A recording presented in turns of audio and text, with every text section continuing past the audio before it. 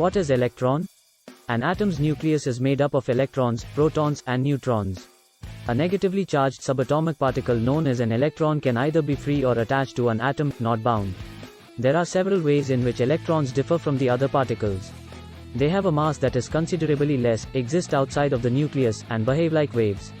According to their orbitals, the four different types of orbitals are referred to as s, p, d, and f. An orbital may have a sphere-like form, s orbital, or resemble a dumbbell, p orbital. An orbital may hold a maximum of 2 electrons, regardless of its form. The maximum number of electrons that may fit within each shell is determined by one or more distinct types of subshells.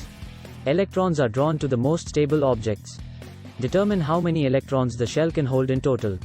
However, an outer shell may begin to fill up with electrons before the lower shell is totally filled. Electrons migrate towards the most stable structure, which is often the inner shell. Based on their subshells and orbitals, the shells themselves decide how many electrons they can sustain in total. A neon atom, for instance, contains 10 electrons, 2 of which are in the K shell and 8 of which are in the L shell, compared to a lithium atom's 3. A shell has a p subshell in every shell except the first, and d subshells are only found in the third through sixth shells.